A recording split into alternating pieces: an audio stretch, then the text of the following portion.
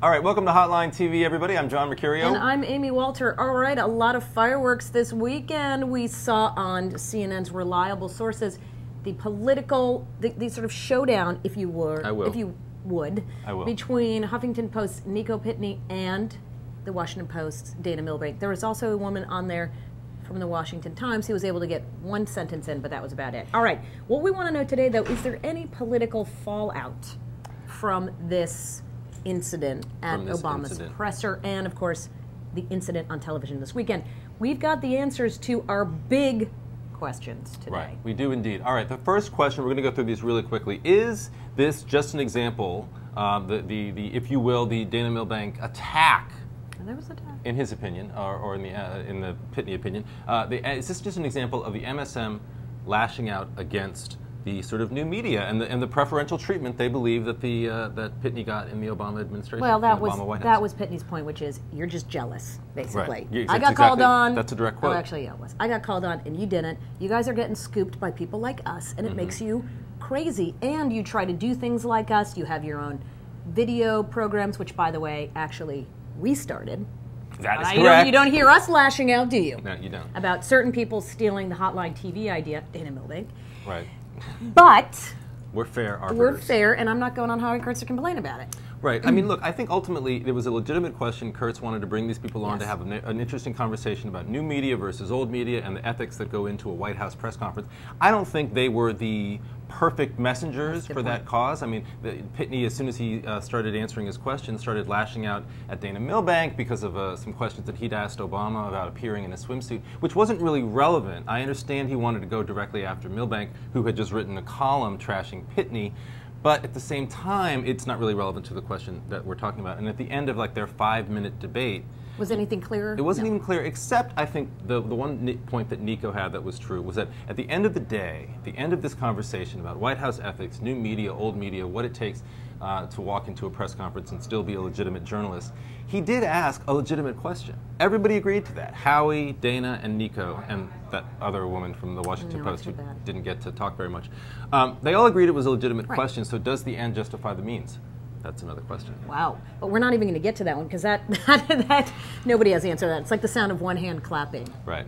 But how about number 2? Does anyone believe that these White House things aren't scripted to begin with? I don't think that they're scripted in the sense that one or two of the White House press conferences under the Bush administration where they literally knew that Jeff Gannon, aka whatever his name was sitting there, and they're going to ask specifically a question to be planted and drive a news cycle. And the lead up to the Iraq War. I definitely don't think, or there's no evidence that we have that there is that much orchestration going into this. So I think, sure, to an extent, Nico Pitney did get a little bit more guidance, if you will, from the White House on exactly what his question should be about. But he did what every journalist does these days. He knows he's going to be asked a question in the press conference. He goes on Twitter. He goes on Facebook. He asks abroad. But he should have said it. I think that's the issue, is if he would have just simply said, I may be called on, go on Twitter, go on Facebook to say, I may be called on at this press conference. What kinds of questions would you ask the president? Right. Rather than, I've set up a deal with the White House that I'm going to be asked a question. That's to me where this sort of fell through.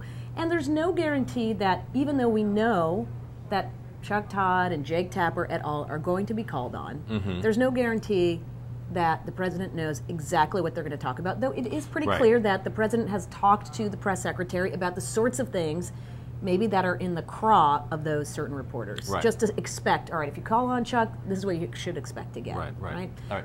Next question, does this debate, Amy, taint President Obama's attempts to appear more transparent than President Bush? I think it goes back to your point, which is if the issue was, let's get a question from somebody in the liberal blogosphere to push my agenda forward, then the answer would be no, right? That clearly he's using these things to really push his own agenda. He's going to pick and choose among reporters to make himself look better in the eyes of the press. Well, that's the thing. I mean, again, I go back to the very basic point. If this had been an overly softball type question, then I think we'd have an entirely different debate. It wasn't too much of a hardball. It wasn't too much of a softball. It's just sort of a generic, legitimate question. Frankly, I got to say, given the opportunity that Pitney had, whatever value or ethical judgment you place on it, he didn't really take advantage of the opportunity that he had to ask a really aggressive, bold question. It was sort of Well, it was generic. clear also that the president wasn't going to answer it either. I mean, Chuck had tried the same question a little while later, which is, what are you going to do about this? Okay, so what's number 4?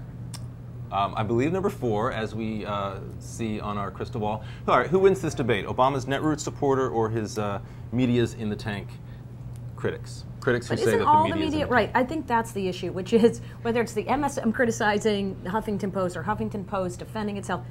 Everybody looks in the tank for Obama at this point, right? Is there anybody Except out for that there? Carpenter woman from the Washington Times, who was also on the panel with. But is anybody? Do we have an actual? We know that there are some conservative columnists out there who beat the drum. The Washington Times, that I think almost every day since the Sotomayor has been put out there as the Supreme Court pick. They've written an editorial right against her. And they'll write one tomorrow on the Ricci case. I'm sure they will. But other than that, anybody else? No. Right. So I think that this is. All right, number 5. Any effect on White House Iran policy? I say no. Answer no. And that ties the show up in a nice little ribbon. And our producers weren't even going like this off on the side. So we actually made it a relatively short show until I started talking right now. But that's all we have for today's show. Until next time, I'm John Mercurio. And I'm Amy Walter. Thanks for watching. Really, seriously, thank you very much. We really, really appreciate it.